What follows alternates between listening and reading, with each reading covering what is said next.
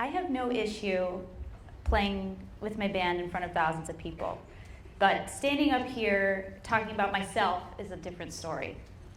I play drums because it's in my nature to be in the background, have an important role, but because I find that my favorite TED Talks are the ones that tell stories, I'm going to go against my nature and tell you mine. I started playing drums when I was 10 years old after my dad took me to see an amazing drummer named Billy Cobham. Despite all the racket I made, my family was extremely supportive and encouraged me in every way. I loved playing so much and had such tunnel vision that I didn't even realize that being a female drummer was an anomaly. I committed myself to it throughout middle school and high school, and when it was time to decide what to go to college for, the decision was a no-brainer. I wanted to go to school for music. Right around this time, something very important happened. My teacher at the time told me something that stuck with me and for some reason became my singular goal and the first concrete dream I'd ever had. Until this point, I was only dealing with what was right in front of me, but what he told me became the visualization of what was at the end of that tunnel I was in. He told me what it's like to fall asleep on a tour bus. He told me about the cocoon-like bunks and the curtains that shut out the rest of the world. He told me about the hum of the engine that drowns out all the noise outside, and he told me about the slight swaying of the bus that rocks you to sleep like you're in a cradle. I decided that day that I wanted to fall asleep on a tour bus. In other words, I wanted to be in a band successful enough to tour the world in a tour bus. You are all probably very good, if not the best, at something here in this world of Solon High School. You might be first chair of band, orchestra, or choir. You might be class president. You might be captain of the football team. But by the time you leave here, you will likely be a big fish in a little pond, if you will, of whatever you do. I don't mean to discourage you, but when you get to college, you're all of a sudden going to be a teeny tiny baby fish in a giant pond with all of the other people who are big fish in the little ponds of their high schools. This is unfortunately a pattern that will repeat throughout your life, and this is exactly how the transition was for me from high school to college. Who here has seen the movie Whiplash? Awesome. For those of you who haven't, Whiplash is about a jazz drummer who goes to music school and is physically and verbally abused by his professor. I'm very happy to say that that is not at all what music school is like. The professors don't abuse you, throw music stands at your face, or make you feel terrible about yourself. However, spending days and nights in the practice room is entirely accurate. A typical day for me after classes would involve practicing until the practice rooms closed at midnight, and then going across the street to Pita Pit, because that's all that was open. And I would get not one, but 2 pitas, because I often skipped dinner to practice. And then I would take them back to my dorm room and eat them in silence and in the dark, because my roommates were sleeping. And that was totally normal for me back then, but saying it out loud is definitely makes me seem a little weird. And then I'd get a couple hours of sleep and be back in the practice rooms at 9 a.m. College was very difficult, and I worked harder than I ever had in my whole life until that point, but it was equally amazing.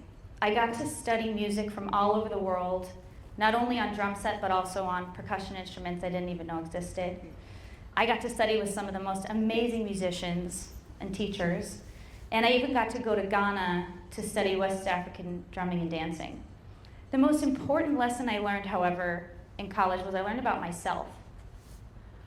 I learned what I love to play and what I don't. I learned what I'm really good at and what I'm not really good at. And I learned how to be confident. And confidence really came in handy because after I graduated, I decided to move to a scary black hole that is Los Angeles. Once again, I was a little fish in a big pond. I was absolutely terrified.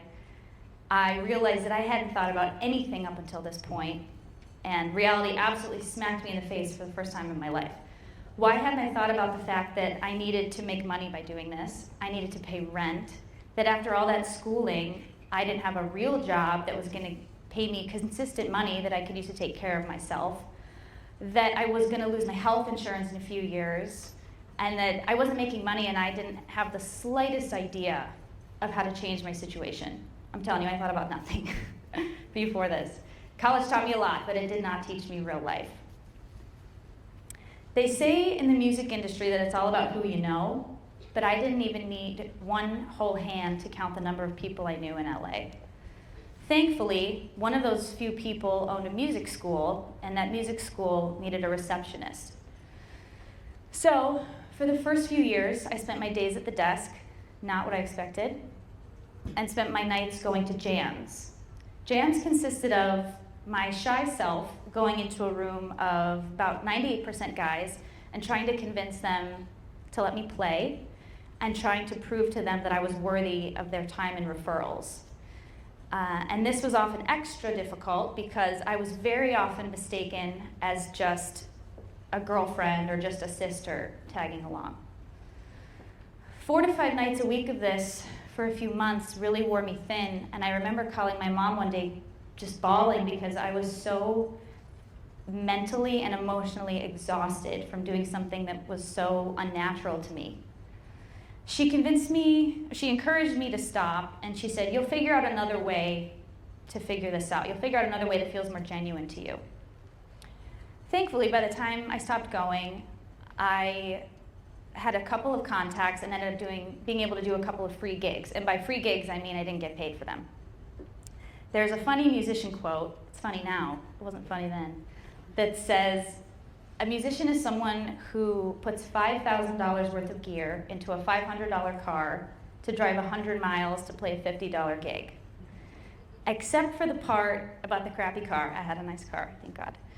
It was very true, but I kept playing those $50 gigs because I knew I needed to meet as many people as I could, to play with as many people as I could, to do as many auditions as I could, to get into that band that was going to take me on tour in a tour bus.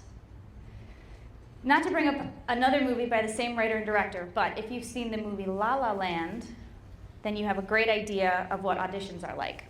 We not so affectionately called them cattle call auditions.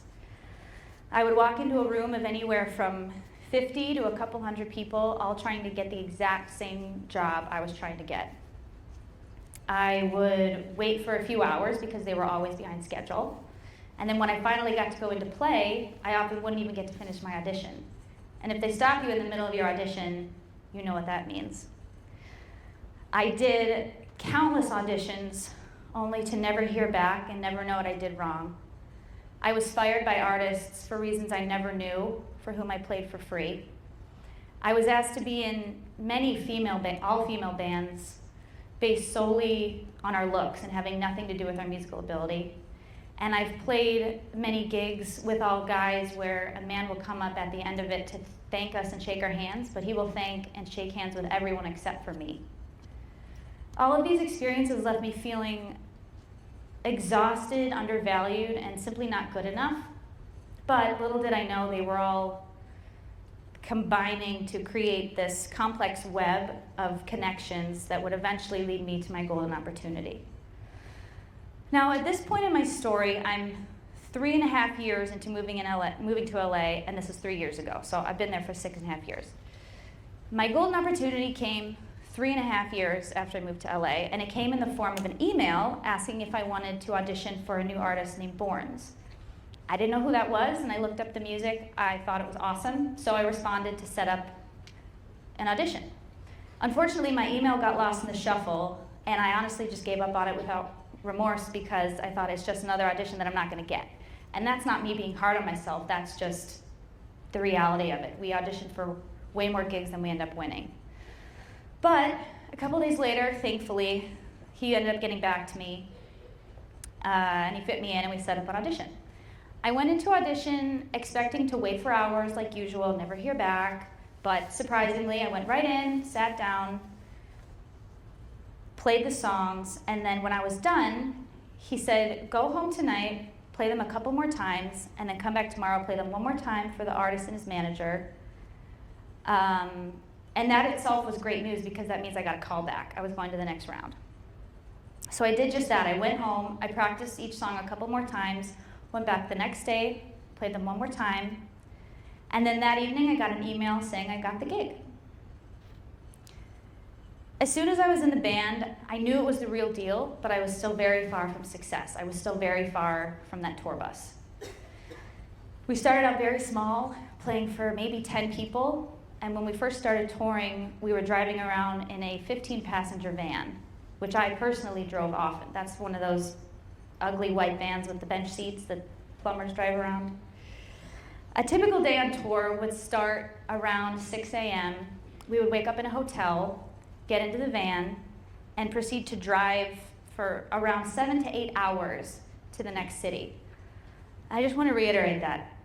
An entire workday sitting upright in a van before we even started our workday.